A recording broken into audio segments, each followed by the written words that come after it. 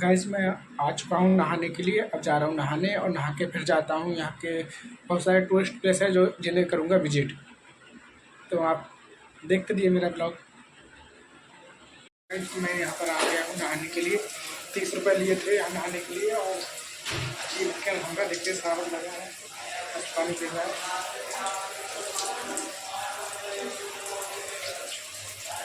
बहुत ही ज़्यादा गर्मी थी, अब थोड़ा सुकून है।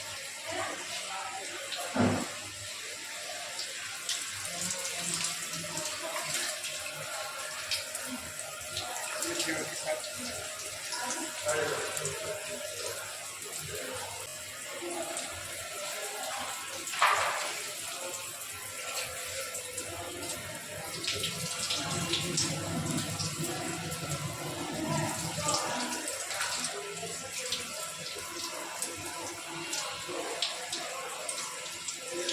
नमस्कार दोस्तों, मैं हूं ओपी गंगवार। आप देख रहे हैं मेरा यूट्यूब चैनल भटकती आत्मा। आज मैं हूं ये पटना रेलवे स्टेशन के बाहर खड़ा हूं और मैं जा रहा हूं बुद्धा स्मृति पार्क। और बहुत ही अच्छा गार्डन है यहाँ का।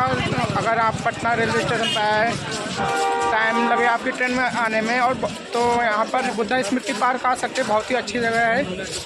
तो आइए चलते हैं आज बुद्धा स्मृति पार्क और आपको दिखाते हैं वहाँ का व्यू।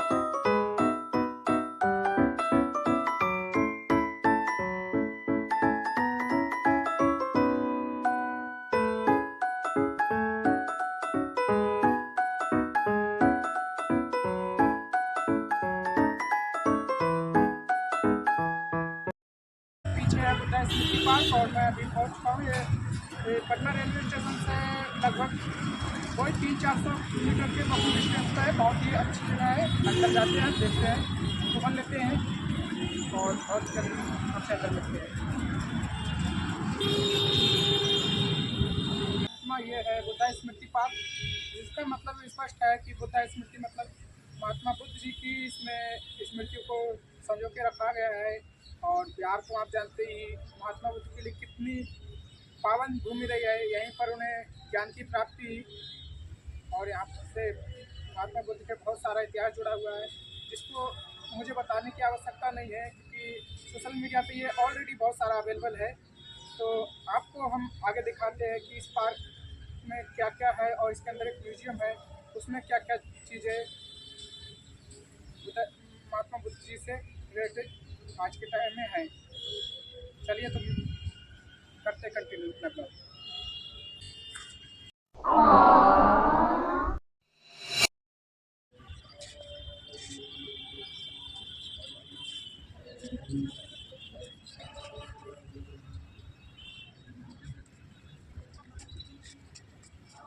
ये तो हम सब जानते हैं कि महात्मा बुद्ध का जन्म बहुत पूर्व को हुआ था और उनके विषय में बहुत सारी इन्फॉर्मेशन सबको पता होगी कि उनकी मौसी ने उन्हें पाला था। उनकी माता बचपन में उनको छोड़ के स्वर्ग से आ गई थी, लेकिन वे बहुत ही एक दृढ़ व्यक्ति थे और उनके डिसीजन बहुत ही कठोर होते थे।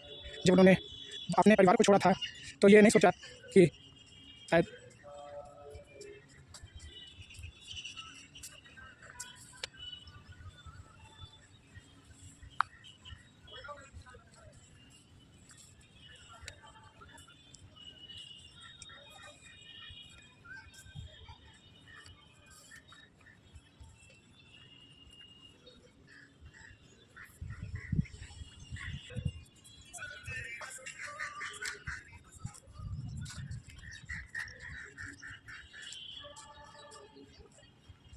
11:45 से पहले पहले म्यूजियम पहुँचना, क्योंकि म्यूजियम का टाइम बताया कि 11:45 तक ही ओपन है आज।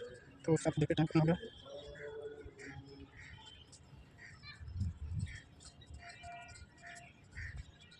मेरा 18 हो गया और म्यूजियम जल्दी पहुँचना चाहिए।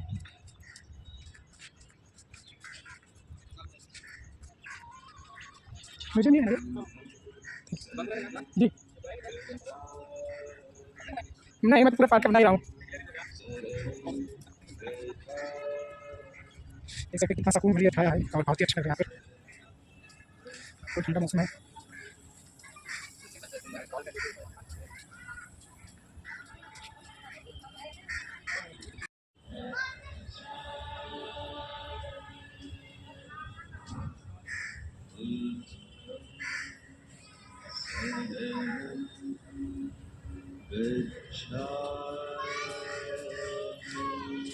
देख सकते हैं दोस्तों, बहुत ही सुंदर व्यू और छाया की तो कोई दिक्कत ही नहीं। बहुत बिल्कुल ठंडा ठंडा मौसम है और बहुत ही अच्छा लग रहा है।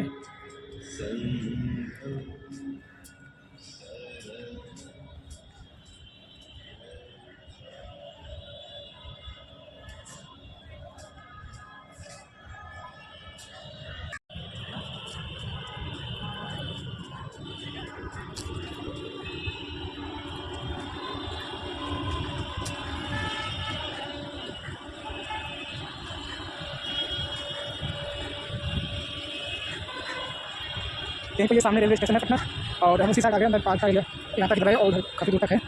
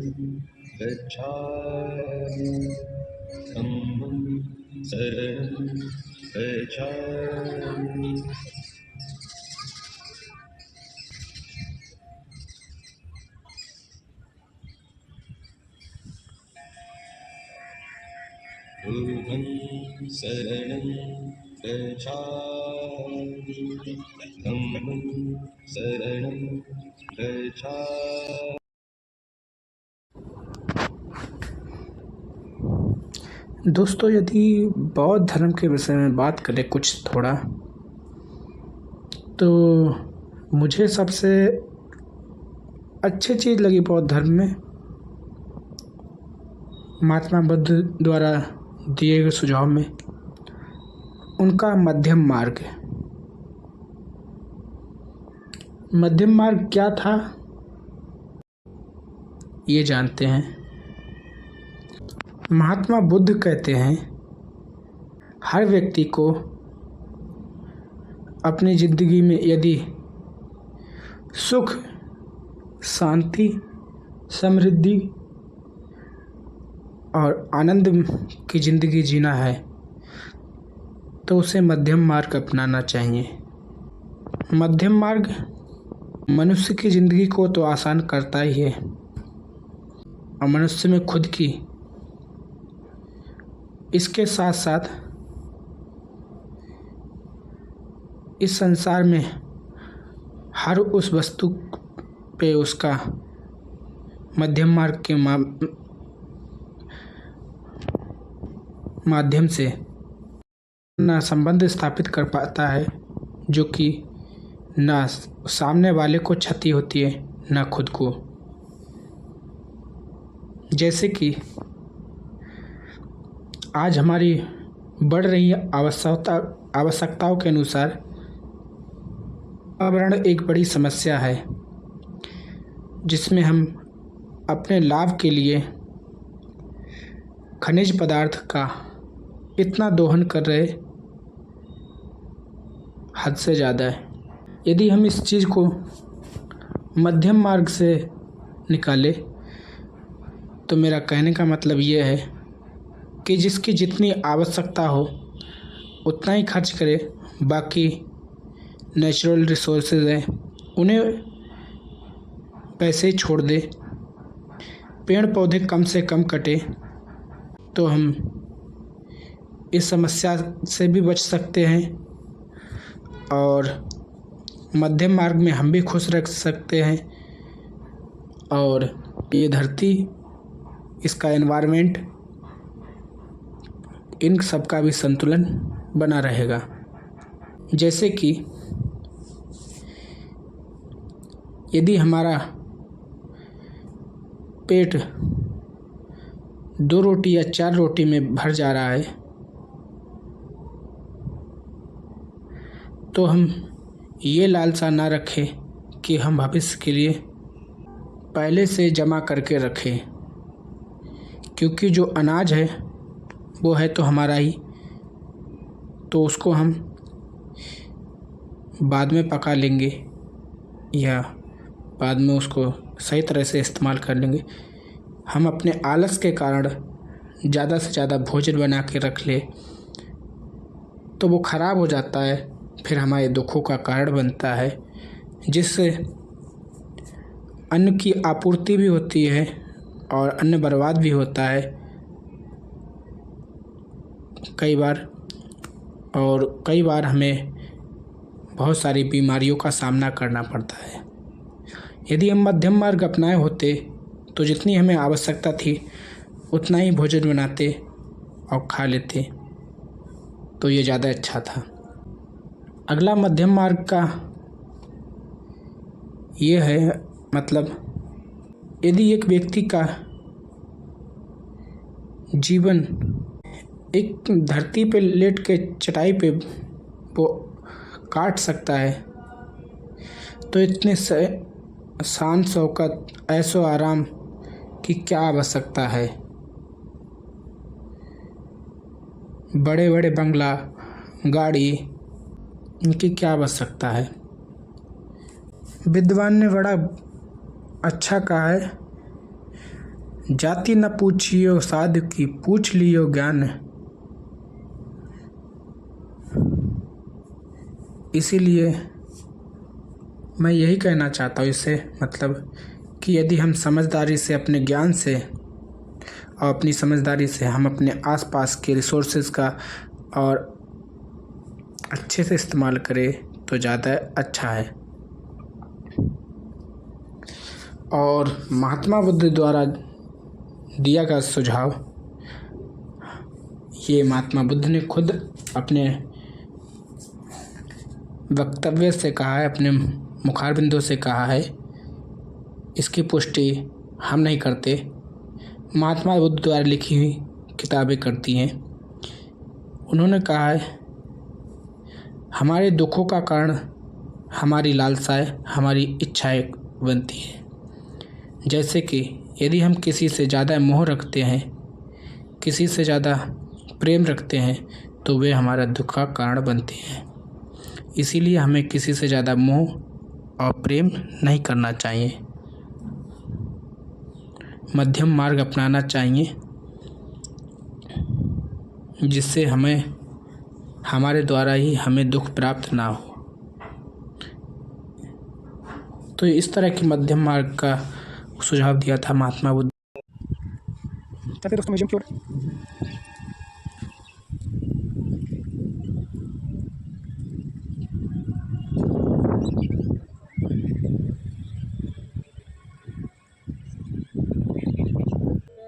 दोस्तों ये महात्मा बुद्ध की स्टैचू है और इसके सामने बराबर में म्यूजियम है और बहुत ही अच्छी लग रही है। ये योग मुद्रा है महात्मा बुद्ध की। और भारत में अगर हम इतिहास में देखते हैं तो महात्मा बुद्ध जी की 3 प्रकार की मुद्राओं में मूर्ति पाई गई हैं। तो ये जो आपके सामने स्टैचू है या मूर्ति है ये युग मुद्रा में है।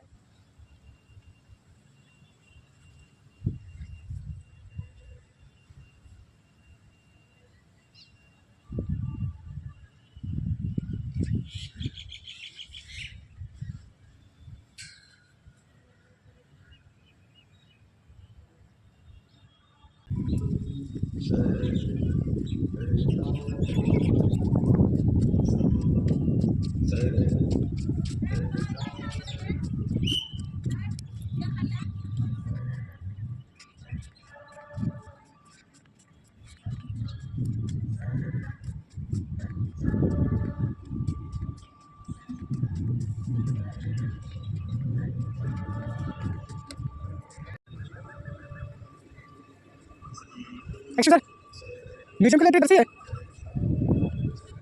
हेलो एक्शन या हेलो, आपसे क्या है म्यूजियम के लिए एंट्री यहाँ से आगे से यूँ जाना है।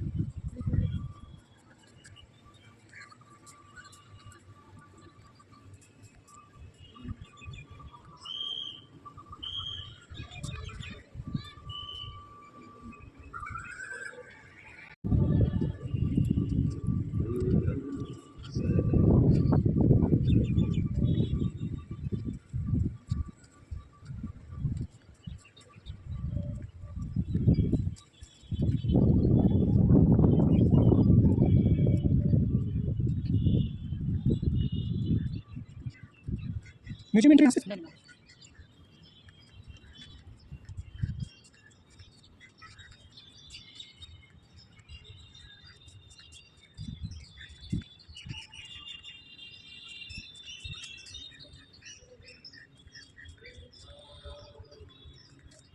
एक्शन म्यूजियम के लिए यही ना, म्यूजियम के लिए यही ना जी। क्यों डी डिस्ट्रिक्ट पास डिस्ट्रिक्ट कार्ड जी, क्यों डी डिस्ट्रिक्ट पास डिस्ट्रिक्ट कार्ड उससे थोड़े होता है। उससे कोचिंग कहाँ जाना है? जी। कहाँ जाना है? म्यूजियम आगे। आगे कहाँ पर, इधर पड़ेगा। हाँ सोझे एंट्री किए थे उसे सोझे जाना। म्यूजियम तो ये है ना, ये क्या है? अरे बता रहे हैं जो सुनिएगा ना। जी बोलिए तो। कहा तो रहे हैं कि जैसे एंट्री किए थे उसे सोझे। ताऊ क्या बता रहे हैं बताओ। मुझे म्यूजियम जाना है मैम। हाँ तो सोझे जाइए, जैसे एंट्री किए थे ना उसे तो सोझे जाओ ना, क्या दिक्कत है?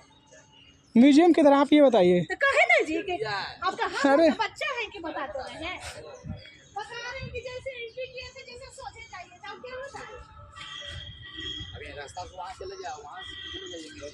ये म्यूजियम के लिए दोस्तों, यहाँ पर मैं जो गार्ड है वो एक शब्द यूज किया है, सोझे जाइए, जिसका मतलब होता है बिहार में उधर जाइए। और इसका मतलब मैंने समझ पाया तो कन्फ्यूजन रहा था। जब आप आए तो इस बात का ध्यान रखिए, मुझे भी समझने में प्रॉब्लम हुई थी, हो सकता है आप समझ दो। अगर आप बिहार के तब तो कोई बात ही नहीं।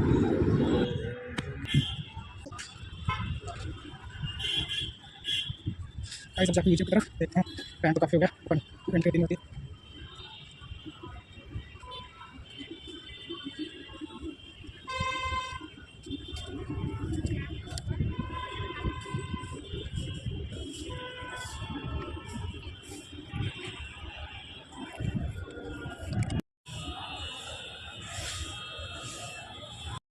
दोस्तों आप आए तो कभी भी तो म्यूजियम खुद ही अंदर से देख लेना, क्योंकि अंदर वीडियो शूट करने के लिए अलाउ नहीं किया था और ना फ़ोटो खींच सकते। तो बाकी अच्छा है म्यूजियम। और जो मैं मतलब रेट है उसका चार्ट आपको वीडियो में ऐड कर दूंगा, उसमें आप देख लेना कि किस हिसाब से चार्ज उर्जा भी मैंने देखा नहीं, लेकिन जो मेरी जानकारी में है लगभग 30 से 50 रुपये के बीच में है, तो उस हिसाब से चार्ज ज़्यादा है। बाकी म्यूजियम अच्छा है, सब कुछ सही है, लेकिन फिर भी जिस हिसाब से म्यूजियम के अंदर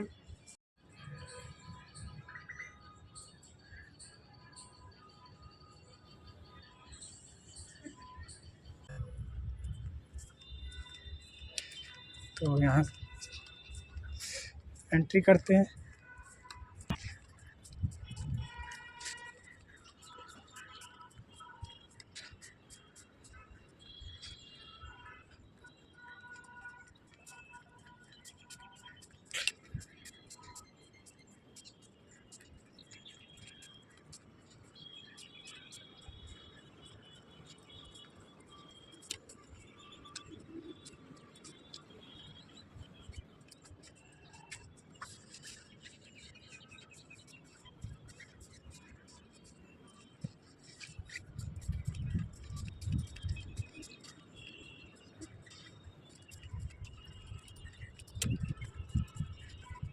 इसका एंट्री टिकट देखा, प्लस एंट्री टिकट मैं करना उसके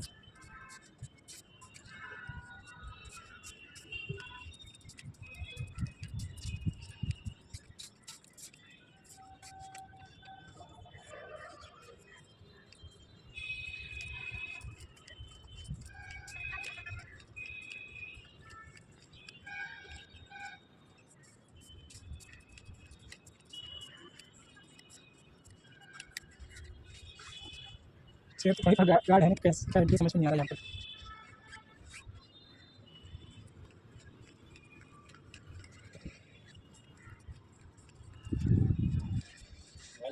ओके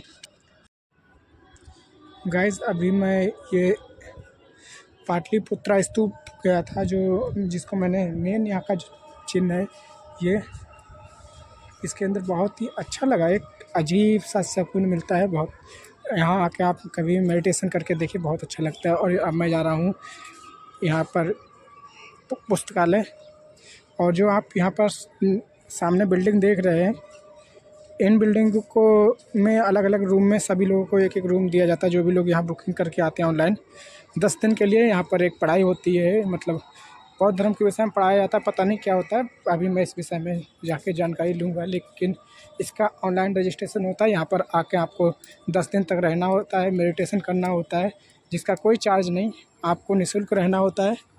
और उसके बदले में आपको यहाँ पर खाना पीना सब मिलता है, और बौद्ध धर्म की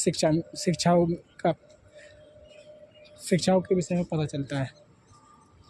तो मैं जा रहा हूँ उधर, और ये मेडिटेशन सेंटर है, यह पाटलिपुत्रा स्तूप। यहाँ पर महात्मा बुद्ध से रिलेटेड कुछ अंग या कुछ भी रखा गया होगा ऐसा, जो जिससे ये विशेष बनता है।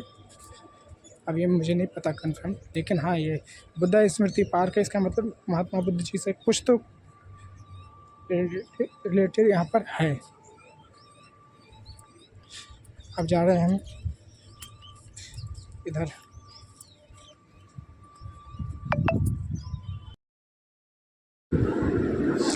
जहाँ से हम अभी आए हैं, इसे आप पाटलिपुत्रा स्तूप या कर्णा स्तूप कहें, बात एक ही है। और यहाँ पर आप जाके कुछ समय मेडिटेशन कर सकते हैं, जिसका चार्ज है 50 रुपीज़।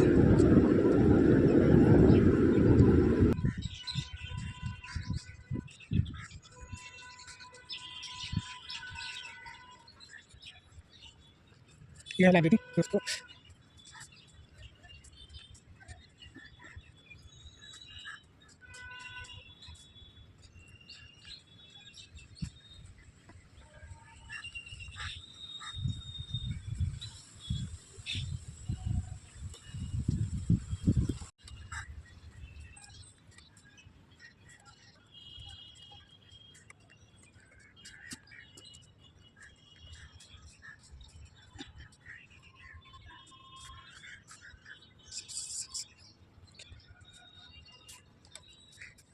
यह लाइब्रेरी यहाँ की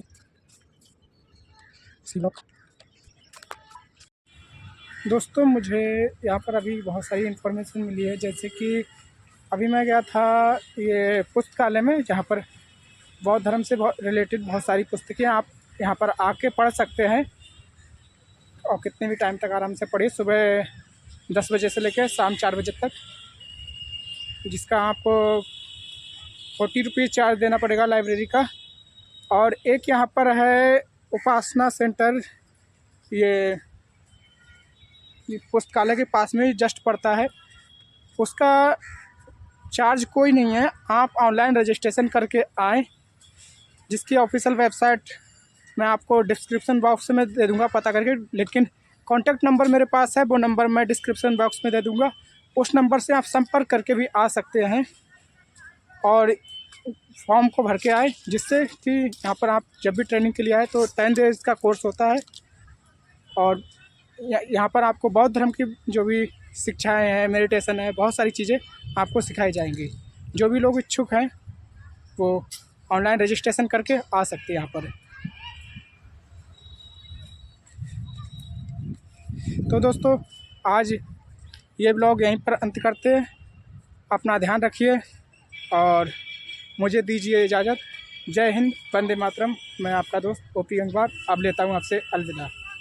फिर मिलूँगा किसी एक नए ब्लॉग के साथ।